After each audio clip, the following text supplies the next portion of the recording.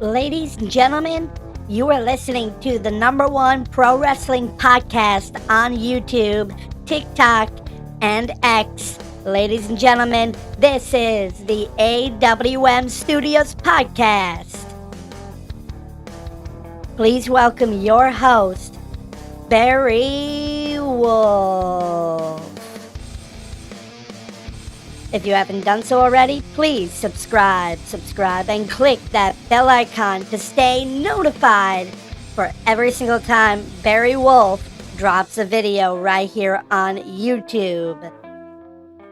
And now, here's the man of the hour, Barry Wolf. All right. Thank you. Now, today's video is all about the WWE's Royal Rumble that just passed. Now, this past Saturday was the WWE's Royal Rumble. We had such amazing matches. Yeah, there was only 4 matches scheduled for the card, but that's because they needed time to fill for both the men's and women's Royal Rumble matches. Now, let's go over the card, shall we, in chronological order. You see, you had in the women's Royal Rumble match, give me a minute to pull it up.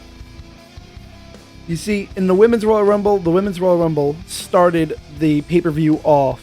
And in that match, you had people like Natalya, Bayley, Candice LeRae, Indy Hartwell, Asuka, Ivy Nile, Katana Chance, like the names go on, but there's actually 2 names that really bring something to my attention, and that is that we had the return. I don't know if it's official, if it's something that's truly official, but we had the return of Trinity, otherwise known as Naomi, coming back to the WWE as the second entrant in the women's Royal Rumble. And, well, when I saw her glowing shoes, which is what she was known for in the WWE, I knew that it was Naomi. Like, before they even put the name card on the screen, and before I even caught on to what the song was, I knew right off the bat that it was Naomi, because Naomi is the only one that would be glowing, meaning lights out in the arena and her shoes and outfit glowing in the dark. Like, that was Naomi's gimmick before she left WWE for TNA. So, yeah. And then, not only that, but we also had someone that she just recently lost the TNA Knockouts Championship to at the recent TNA pay-per-view, Hard to Kill. And that was Jordynne Grace, or Jordynne Grace. Jordynne Grace just recently at the TNA pay-per-view that just passed like a week and a half ago, 2 weeks ago, Hard to Kill, she faced Trinity, again, otherwise known as Naomi, in their match for the TNA's Knockout Championship. So this marks the second time that WWE used someone from another company that is still a current champion of said company in their big matches. Now, the last time we had that was Mickie James when she came back to the WWE for a one-night-only appearance, and she, too, at that time, was a Knockouts champion of TNA, or at that point in time, the Impact Wrestling Knockouts champion. And Mickie James did a wonderful job in her spot that time, but Jordynne Grace lasted quite a while in this match for the WWE. A company that she's not even contractually obligated to show up to, but was given the opportunity nonetheless to showcase what she's made of. And I think she did a quite hell of a job for a tryout match. And that's basically what this was. It's a tryout match. So when her contract with TNA ends, if WWE needs an extra spot filled on the roster, they can look her up and be like, listen, we saw you at the Rumble. We saw what you could do in the Rumble. How would you like to come in and try a spot here and there on the show and see if we can honestly sign you to a contract? Well, that's what Jordynne Grace did in this wonderful match. She basically showed off her skills and her athleticism and everything that she's made of in this women's battle royal that kicked off the pay-per-view nonetheless. Now, much more than that, I can't really say. But you had a lot of great women. Like I said, Katana Chance, Bianca Belair, Kaden Carter, Chelsea Green, Piper Niven, Maxine Dupree, Nia Jax, Shotzi Blackheart, or just Shotzi now, Becky Lynch, Valhalla, Zoe Stark, and we had the final official debut of Jade Cargill. And she is one woman you do not want to mess with in the WWE. I see her one day holding the women's championship and running with it, the same that they're doing with Roman Reigns with the undisputed universal title. I see them doing that with Jade one day, just letting her run with the reign. And that's because she's got what it takes to really run with it. And then you also had someone like Tiffany Stratton and Liv Morgan come back. Yes, Liv Morgan came back to the WWE officially from an injury that she dealt with last year. And excuse me. And she made such an impact in her return to the WWE in this Royal Rumble match as entry number 30 of the Women's Royal Rumble. Now, this year didn't have any legends of any kind, even though it was, like, I guess, cryptically advertised by Hulk Hogan in his Raw vignette that I thought that he was going to make a return, but that's later on. I'll talk about that when we get to the Men's Royal Rumble. Second match on the card. Oh, yeah, and by the way, the winner of the Women's Royal Rumble ended up being, who was it? Bayley.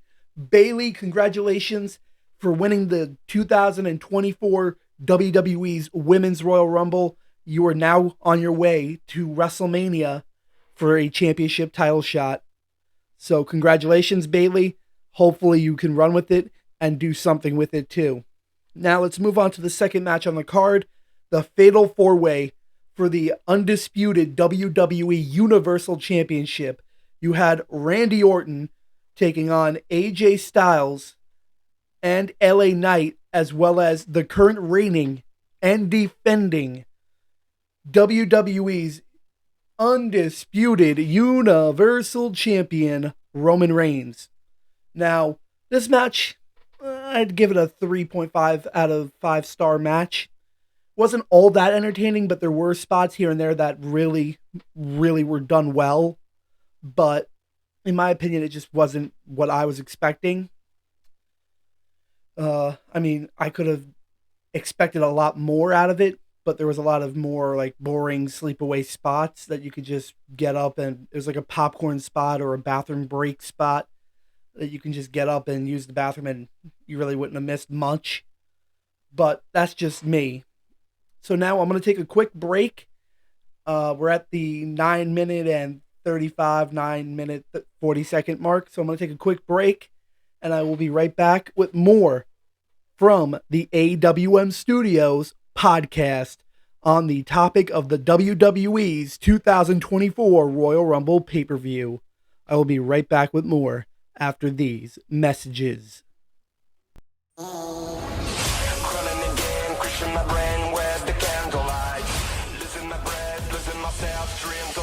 Stop struggling against my demons. Stop taking life as fiction.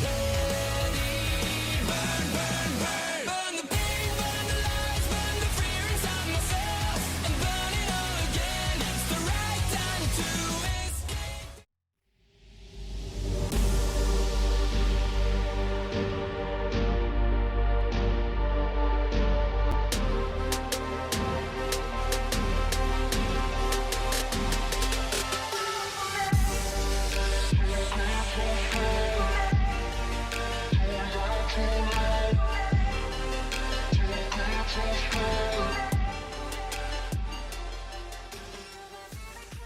Alright, what I'm going to be reading off is the official WWE pay-per-view calendar for the remainder of the year that is currently advertised.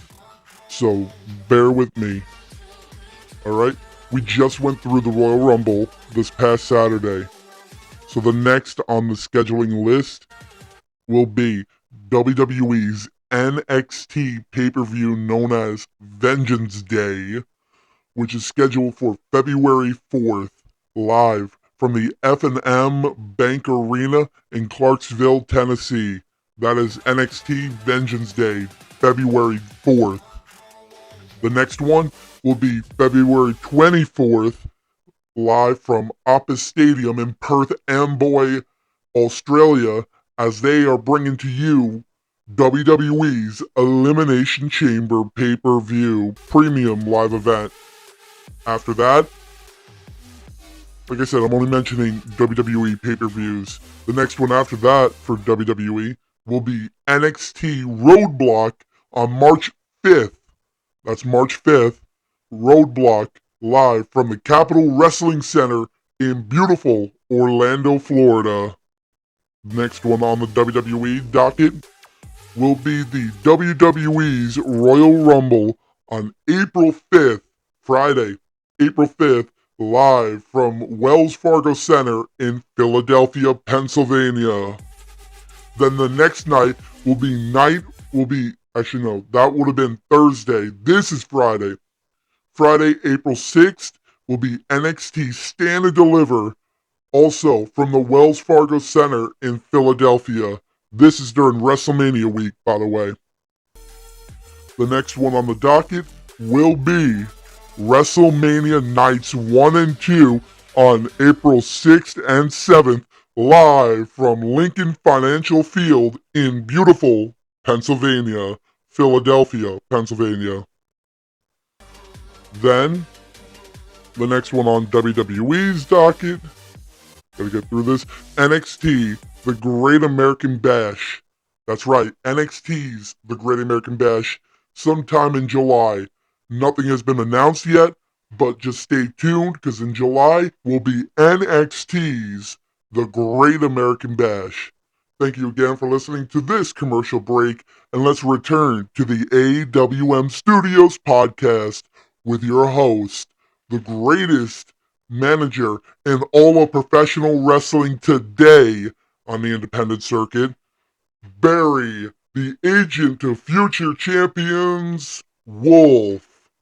Barry Wolf, welcome back to the show. All right. All right. Thank you.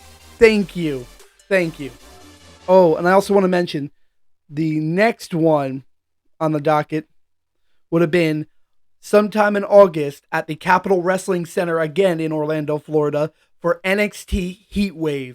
That would have been the next NXT WWE pay-per-view in August as well. Again, no official date, just August. So when more dates get announced, I will announce it more on my podcast. But yeah, thank you for bringing me back. Now let's get into the rest of the episode, basically the Royal Rumble. So last we were talking about was the Fatal 4-Way for the Undisputed Championship, which, like I said, Roman Reigns won and retained it. But again, it was a snore fest. I could have skipped it, and which I missed most parts of the match anyway, several parts of the match anyway. And it really meant nothing to me to miss it. I mean, this match was just a snoozer fest. But still, Roman Reigns, like we all knew already going into the event, was that he was going to win it some way, shape, or form. And he did. So, congratulations to Roman Reigns for retaining again. Then the next match on the card was the United States Championship match. Logan Paul defending the United States Championship against Kevin Owens. Now, this match was actually well worth watching, in my opinion, because it had a lot of great surprise spots. Logan Paul had a fan that was a plant. That's what we call it in the wrestling business. When you're planted in the crowd for a special spot in the match, you're a plant, hence the name plant. And Logan Paul had a special friend or a fan, whatever, in the crowd specifically for his match. And it just meant the world to me to see that he had something up his sleeve. I thought the surgical hand that he had was enough to knock out Kevin Owens, but it didn't, because he did use it. Didn't knock out Kevin Owens. Kevin Owens was right when he said in his promo There's nothing you can do to keep me down for 3 seconds, let alone knock me out. And that was damn true. Now, how did Logan Paul end up retaining the United States Championship? He was given brass knucks by Austin Theory. That's right, Austin Theory and Grayson Waller, Waller, came down to ringside to deal with the security guard trying to escort the rogue fan that jumped the rails. Like I said, he was a plant. That was a rogue fan that jumped the rails. Austin Theory and Grayson Waller came down to the ring to try and get the fan out of there. In the meantime, Austin Theory gave Logan Paul brass knucks, similar to what William Regal used to do back in the mid-2000s, or John Cena, for that matter. Basically, he was given brass knucks, and he went to use it, reversed. Kevin Owens steals the brass knucks from him. He uses it himself. When the referee wasn't looking, he goes for a pin, but still has the brass knucks on his own hand. So the referee went 1, 2, saw the brass knucks, stopped the pinfall count, saw the brass knuckles on his hands, and called for a disqualification. So, in the end, winner by DQ, Logan Paul, who is still your United States champion. Who is next on Logan Paul's list to face him for the United States Championship going forward? Will it be at the Elimination Chamber, or will it be held for WrestleMania Night 1? Who will he be facing next for the United States Championship? Who will he be putting the title on the line against next? Let me know down in the comments, because I really want to know. In my opinion, the next one on his list, I mean, he's faced quite a lot of people already, but if you had to question me and say, James, who would you put Logan Paul up against next for the championship, and when? I would say night 1 of WrestleMania. Hold it off till night 1 of WrestleMania, and let it be someone that truly, truly deserves the belt, that can defeat him and finally end his reign of terror. And in my opinion, that person on night 1 of WrestleMania would be someone like, I wouldn't say Drew McIntyre, because Drew McIntyre is being built for like world title or WWE Undisputed title, something like big main event style for him. So I wouldn't say Drew McIntyre anymore. I wouldn't say someone like CM Punk, because again, CM Punk's been brought back for main event status only. So, and I wouldn't say Cody Rhodes, one, because Cody Rhodes already won the men's Royal Rumble. Oh yeah, spoiler alert. Cody Rhodes won the men's Royal Rumble, which means he's got his ticket already for WrestleMania for whichever belt he wants. And what we saw was that he was pointing out to Roman Reigns, because I think they're going to finish his story at WrestleMania. I think they're finally going to make Roman Reigns drop the belt to Cody Rhodes this year at WrestleMania. I think last year was like the build to the story being started, and this WrestleMania will be the end chapter to Cody Rhodes versus Roman Reigns for the title. But that's just me. But I'm moving on. I was questioned, James, who would you put Logan Paul against at night 1 of WrestleMania? God, there's not really a lot of people on the roster I can think of, because I really don't watch WWE as like a steady stay anymore. So I really don't like stay up to date with who's working for WWE, who isn't. But I would say someone in the neighborhood of like Austin Theory or a Grayson Waller. And why do I say this? Because they can build a story where Austin Theory tries to help him, but keeps screwing him and screwing him and screwing him and screwing him in non-title matches, but keeps screwing him to the point that Logan Paul's like, dude, you're either helping me or you're not, but you're not really helping me. So how about this? You want to put your money where your mouth is, you versus me for the United States title. Yes, that means giving the belt to Austin Theory again. Yes, give the belt to Austin Theory at WrestleMania and have him beat Logan Paul to humble him. Because right now, Logan Paul, I don't know if it's a gimmick or if it's just who Logan Paul is as a real person, but Logan Paul is a smartass, and he is a type of person that just takes everything for granted, especially with his podcast, Impulsive. Like, it's entertaining. Don't get me wrong. I watch several episodes of his podcast on YouTube, Impulsive. But at the same time, I can't see Logan Paul being taken seriously anymore. I mean, he's beaten Rey Mysterio. He's beaten Kevin Owens. Who else has he beaten? Not a lot of people because they don't give him a lot of spot. They gave him like the Brock Lesnar contract where he holds the belt, but at the same time he's able to take as much time off as he wants and not be on TV as often as he needs to. In today's day and age with wrestling and all this, it's all lackadaisical. More, oh, if you're too tired, don't show up to the show. No, if you're a champion, show up to every single show. Whether or not you're involved in a match at every single show is a different story. At least show up and do promo segments, in-ring segments, and get your ass kicked every now and again, or kick someone else's ass every now and again, just to show that you are a fighting champion.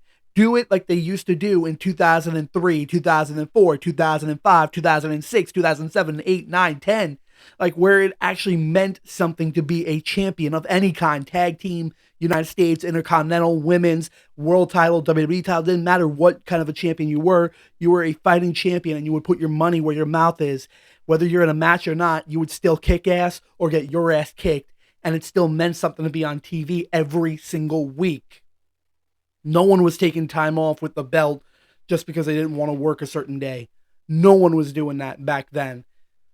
Go back to that time period and bring back the legitimacy of every single belt that you are having currently active on the roster. Make every champion show up to every single show that they're scheduled for. Let them show up, whether they're in a match or not. Let them actually make something of their belt and make it mean something. Because right now, WWE is throwing every belt in the trash just by the way they're treating it. Like the Universal Champion, oh, he shows up for promos, but he's never defending the titles until like every other pay-per-view, maybe every third pay-per-view. Like, there's no real stories being built for the Universal title. There's no real stories being built for the World Heavyweight title. There's no real stories being built for the Intercontinental title or the United States title for that matter.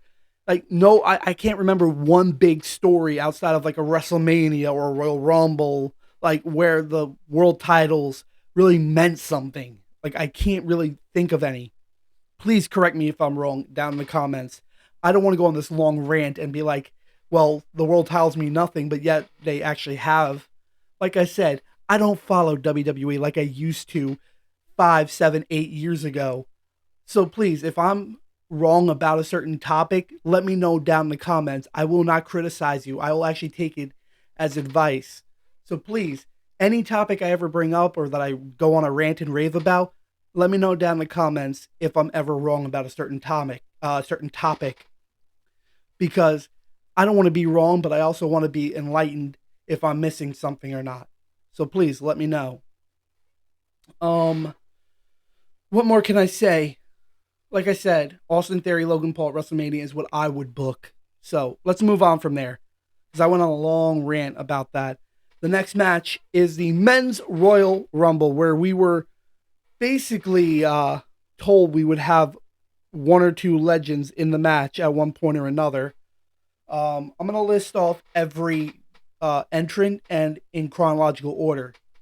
So going into the match, starting it off as entry 1 and 2, you had Jimmy and Jay Uso starting it off against each other in the Royal Rumble, the Men's Royal Rumble. And then you had Grayson Waller come out as third. And we had the return of Charlotte Flair's husband. That's right, Charlotte Flair's husband, the return of Andrade. Andrade came back stronger than ever, in my opinion. I think his time in AEW and on the indies really, really did him justice, because he was able to hone his skills, hone his craft, and just make a bigger name of himself outside of the WWE, so that when he came back, the world knew exactly who he was and remembered who he was in his previous life in the WWE. So kudos to Charlotte Flair's husband, Andrade, for coming back to the WWE. Now, I don't know if this is, again, I don't know, like Naomi, I don't know if this is official or if it was a one-night like appearance. I don't know what the deal is with Andrade, same as with Naomi earlier.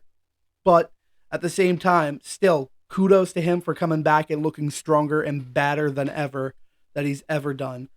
After him, in entry number 5, you had Carmelo Hayes, followed by Shinsuke Nakamura, followed by Santos Escobar, then Karrion Kross, and then Dominic Mysterio, then Carlito, Bobby Lashley, Ludwig Kasser, I don't know how it's really pronounced.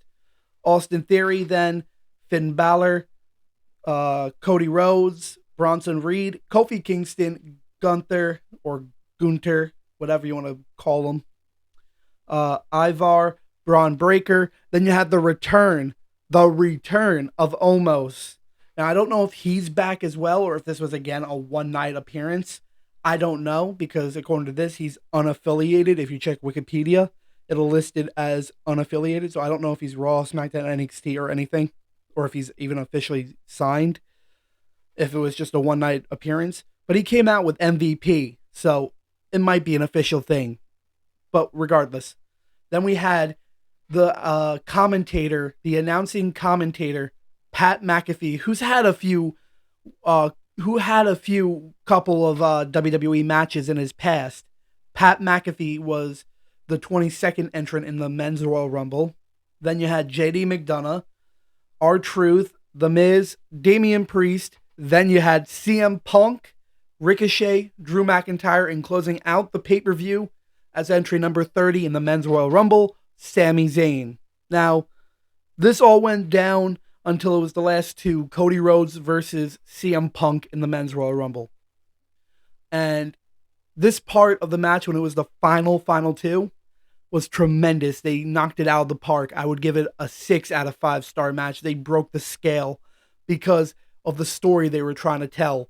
The story of CM Punk never once, ever winning the Royal Rumble in his entire career. And that 10 years ago to this date, 10 years ago to the date of this past Saturday's Royal Rumble, he left the WWE following his appearance in the Royal Rumble match in 2014 because of being angry and being just completely broken mentally because of the way the WWE was treating him back then. So, with that being said, that story for Punk, basically him saying, I finally got to come back 10 years later. I'm definitely going to win the Rumble this time around because I need to win it. I need it for my record. I need to win at least one Royal Rumble to put in my records. And Cody Rhodes basically saying, no. Last year I lost the world title match, not world title, the undisputed championship match against Roman Reigns, and I need to finish my story. And in order to do that, I need to win the Rumble this year. So, with that being said, long story short, the winner of the Men's Royal Rumble 2024, Cody Rhodes. So, congratulations to Cody Rhodes as well for winning the Royal Rumble. Much more than this, I really can't say much yet because I'm still waiting to see Raw and seeing the short clips on YouTube because I don't watch Raw full anymore. So, I mean, what else can I really do to watch Raw? There's not much, so I'm just usually waiting until like 1 in the morning on Tuesday just so that I can watch the certain clips that they've uploaded to YouTube. So I can just watch it back and see like the most important parts of Raw instead of the full length thing. Just so I can see what the story is going forward with when it comes to Cody Rhodes and Roman Reigns or CM Punk and all this, and see where they're going further with CM Punk and Cody Rhodes and Roman Reigns and all this. So, with that being said, I want to say thank you for listening to this week's episode of the AWM Studios podcast right here on YouTube, where you can catch us every single Monday, where it's just me. The new video schedule, I know I said this a while back, is Monday, Wednesday, Friday, but I usually don't have it in me to do it that much, and I don't want to basically run rampant and just stutter in every single episode. Not that I have been. This is the first in a long time that I haven't really stuttered. So, I'm going to try and take it easy on myself. The new official schedule will be Mondays and possibly Fridays. Mondays, definitely. Possibly Fridays. Depending on how I'm feeling on Wednesdays and Thursday to see when I can film a video or a podcast episode. But right now, the definite date is at least on Mondays. You can catch an episode between 1 and 5 o'clock. Because I usually have it on a set release schedule automatically, so I don't even have to think about it. I just upload it, and set a timer for it to be released. So between 1 and 5 o'clock on Mondays, you can always catch an episode of the AWM Studios podcast right here on YouTube. All you have to do is be a subscriber. So please click that bell icon after subscribing so that you get notified for every single time I drop a video right here on my YouTube channel. Thank you again. I'm Barry Wolf. Talk to you all in the very, very next episode.